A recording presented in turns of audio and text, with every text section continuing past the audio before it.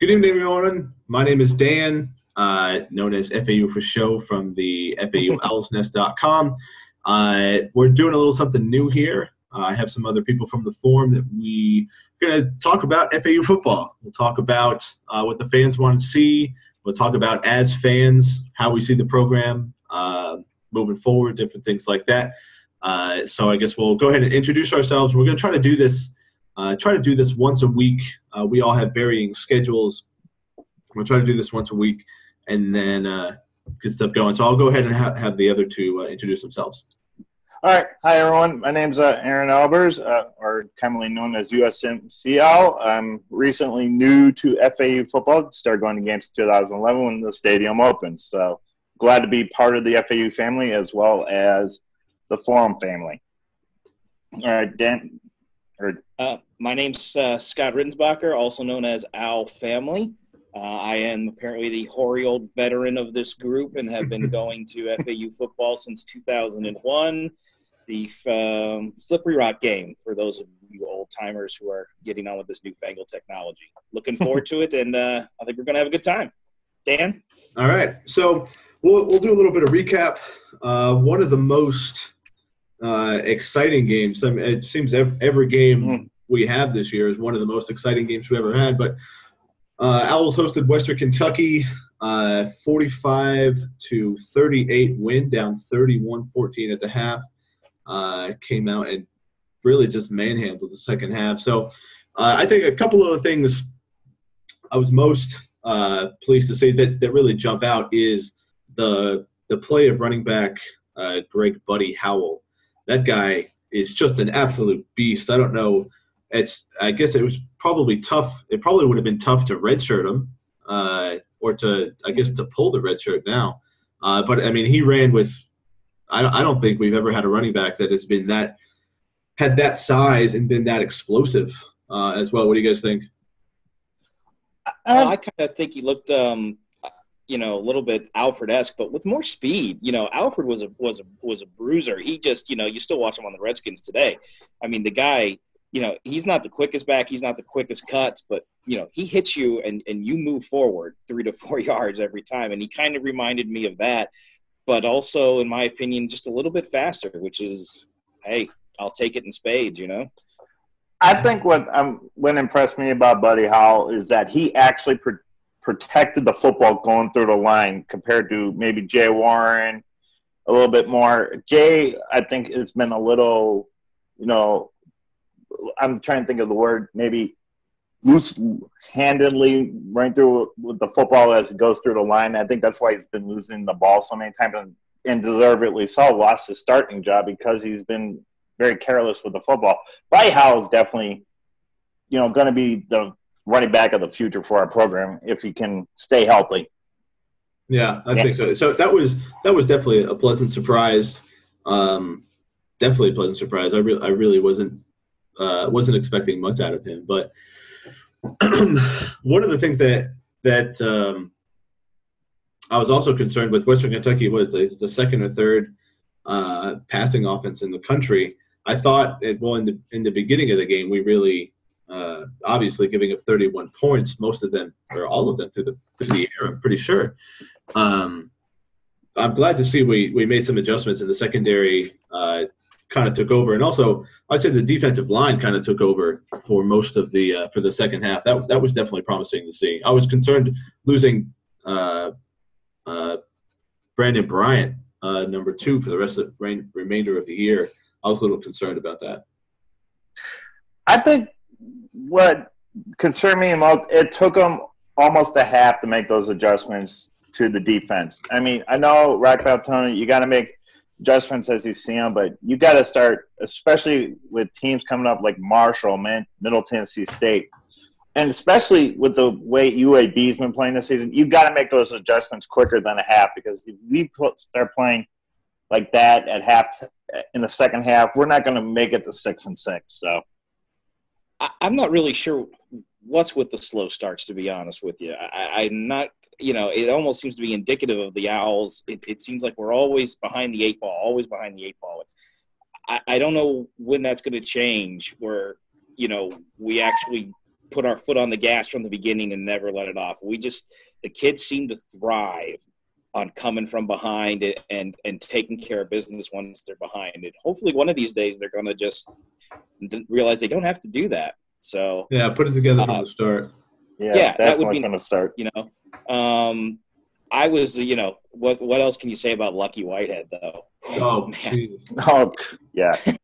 just pure speed. And I am so desperate. I don't know if either of you two know or the rest of the people out there. Do you know that FAU has never had a punt or kickoff return for a touchdown in its history? Yeah, I've heard that, yeah. And I want to see this kid just get a lane and go through like the Flash, cutting like a hot knife through butter. And I know he can do it. It's just, you got to get it. That's always been one of the most amazing stats to me. Is like we've never been that lucky. Pun intended. Pun intended. Pun intended. Like with the player falls down, or the kickoff return team, somebody falls down and opens up a lane or anything like that. So that's always been wild to me, is that we've never actually had that. One of the things that I was pleased about, this will be kind of the last thing we'll move on to next week. One of the things I was pleased about seeing is the attendance. And this is the attendance over the past years. Obviously, we've always struggled, but having the high school expo where we invited high school students from, this one was mainly for Palm Beach County students. Yep. They definitely filled up the stands, and I'm hoping that November 1st, I think there's over 6,000 people registered. I think there was 6,000 people at this one. The next expo, which is November 1st, it's a night game. I think there's even more students going to be there for that one. I'm kind of hoping that we can kind of, like on Saturday, we had good non-student attendance. And in past games, we've had really good student attendance and not non-good student attendance. Hopefully on November 1st, that game, we kind of get the best of both worlds, where the students are excited. It's a night game. There'll be some buzz in the air. And then there's also the expo that's going to get a lot of people in the stadium. So I'm hopeful for that. That was nice to see anyway, that we had a lot of students come out for that. And the good news from the attendance perspective is, the students, if any students are watching this, you guys have been rocking it at this point. Mm-hmm. I agree. But that's been fantastic. But also, you guys, have you ever been this entertained at a home game? I mean, every home game's a heart attack. Every home game's you're on the edge of your seat. It's like it's been entertaining football more than anything else. It's been heart attack inducing, but it's also been entertaining.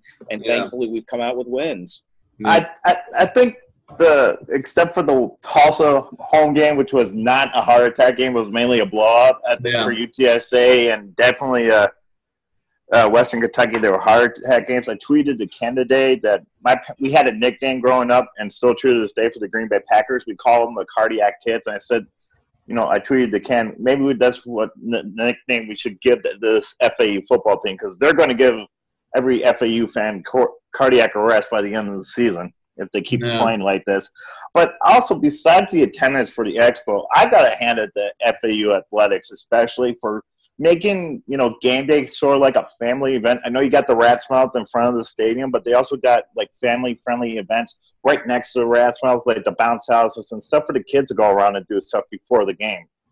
So I think that's, they're kudos to the athletic department, especially Pat Chun, for trying to make it more of an event than just, a regular old game day. Yeah, I agree. Well, we'll kind of so definitely exciting week. Hopefully, we'll gain some momentum. Probably hard to gain some momentum moving forward, going into Marshall, who just demolished FIU. I was watching. I wasn't watching any of the game because I don't think it was on TV down here. It wasn't. But I was watching the scores. And so I think it was, 14-7, 17-7 at the half.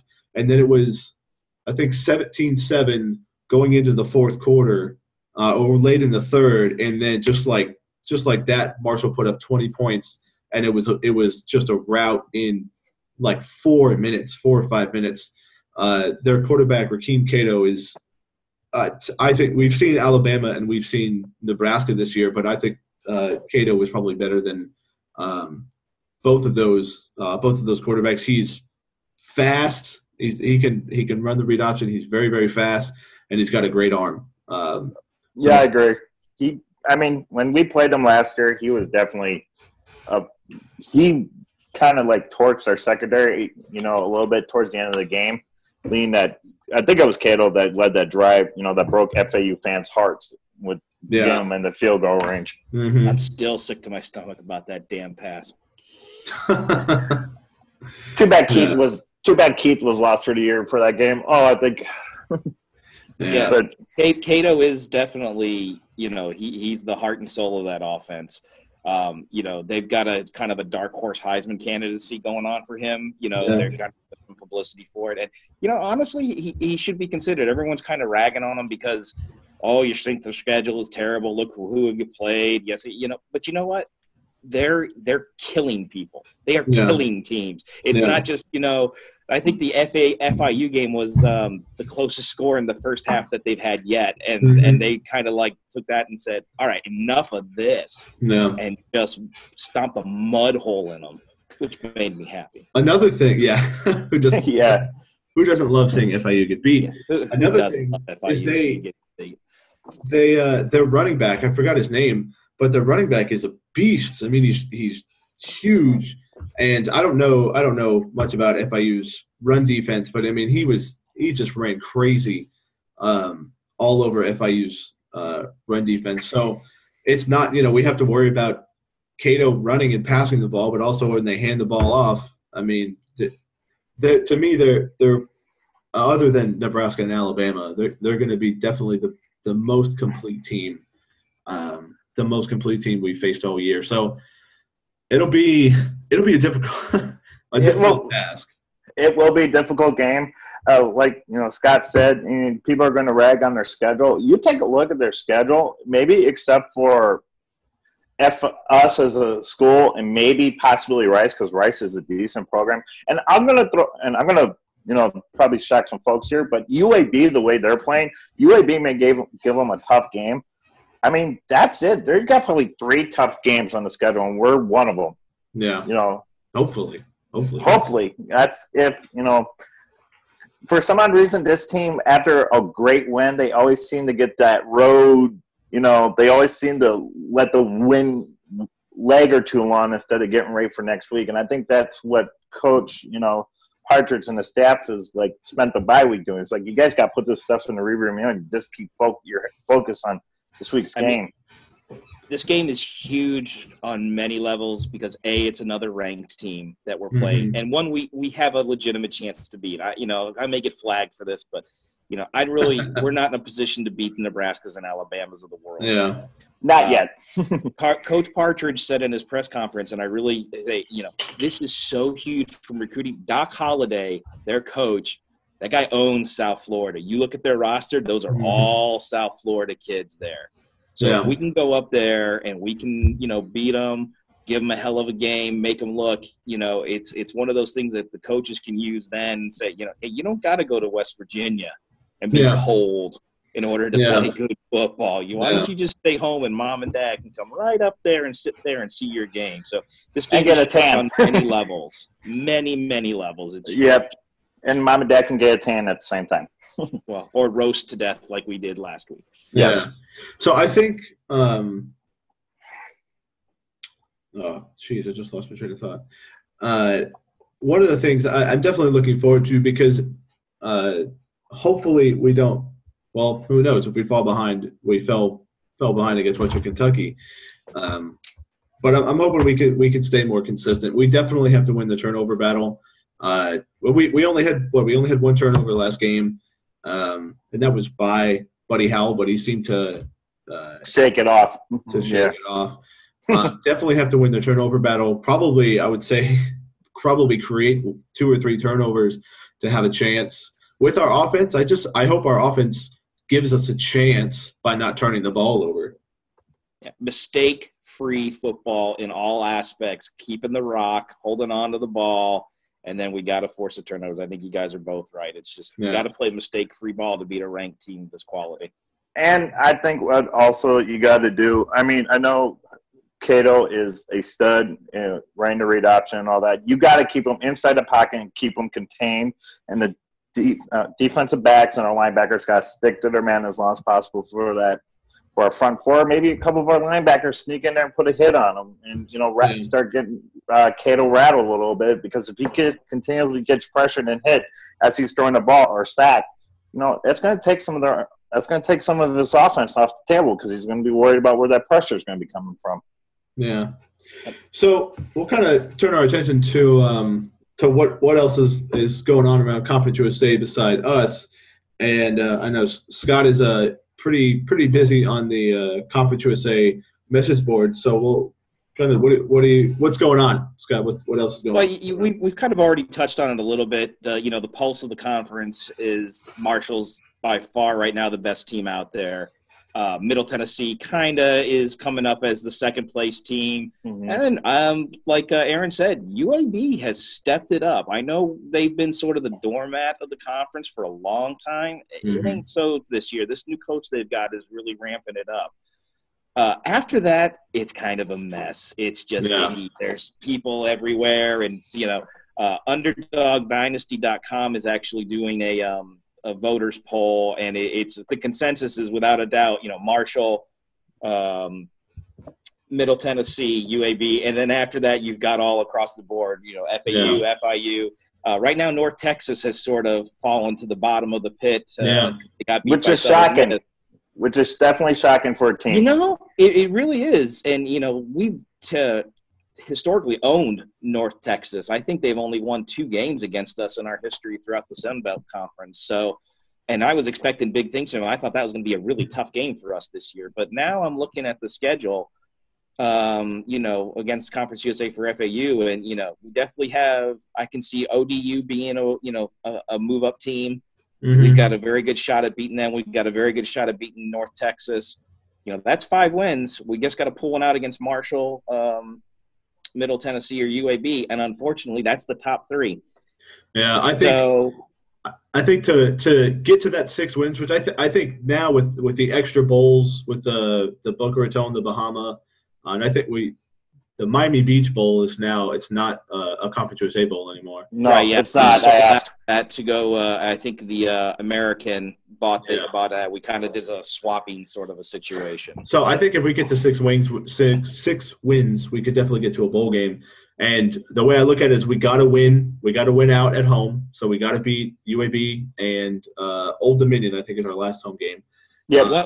One other thing real quick about the conference. I forgot to mention this. I apologize.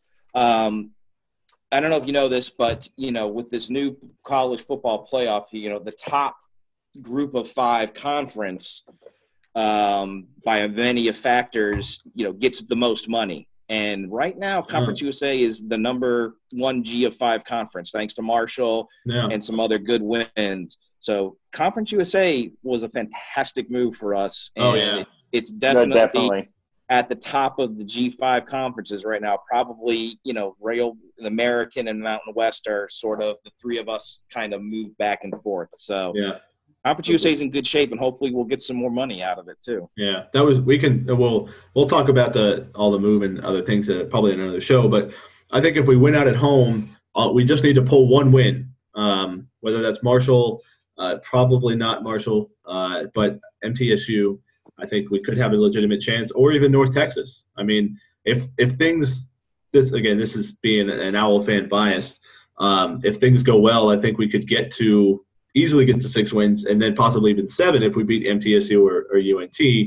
Probably be a tall order. Hopefully we can get that. But we got to be hoping to beat UNT, ODU, and my guess would be one of either UAB or Middle Tennessee. Yeah. One of those 2 we've got to pull off the quote-unquote upset. So I guess we'll kind of to finish up here with some predictions for this weekend. I believe that the game is on Fox Sports 1. It is. What time does the game start? 3:30 is kickoff. 3:30. So 3:30 at Fox Sports 1. So hopefully you guys can get to that. But I'll start with predictions. I don't know. I'm terrible at predictions. I'm going to go, and I'm also a terrible pessimist. So I'm going to say probably they light us up in the first half like normal, but their defense is better than others we faced. So I'm going to say probably about 45-17 final score. Marshall wins. I think we're going to surprise Marshall and probably the United States and definitely college football a little bit. We may not end up winning, but we're going to keep it close. And we're probably going to lose another heartbreaker, probably 24-21, because I think our defense is just about – even though we got injuries, I think we're just about on par with Marshall defensively and offensively too. So okay. Well, my thought is, I'm going to kind of give my head and my heart. Head, we're looking at like a 48-14 here, guys. Please prove me wrong. Please prove me wrong. And I'm going to go ahead and go with the Medicaid Mike Heart program and say that FAU wins 21-14. God bless you, Mike. We miss you. Yeah, absolutely. Mike's a great guy. Well, that about does it for our first FAU fan podcast here. So, like I said, we're going to try to do this once a week, and we want to hear what you have to say. This is, we're just fans. We're here to talk about the Owls. We're here because we're passionate about the program. We care about it. If there's something you want to hear about or you want to get involved, we'll be talking about ways for you guys to get involved and things like this. So that about does it for this week. Again, my name is Dan. You can find me on FAU Owl's Nest as FAU for show. And I'll let you guys say goodbye as well. All right. Good night, everyone. My name's Aaron Albers. I'm USMC Owl, and go Owls. And this is Scott Riddensbacher, Owl Family. By the way, we do now have a Twitter account for this called Inside the Burrow, @InsideTheBurrow. So for those of you tweet heads, please give us a follow. We'll try to be posting things out on there and letting you know when we've got new stuff up. As always, Owls up. Owls up. All right, thanks, guys. We'll see you.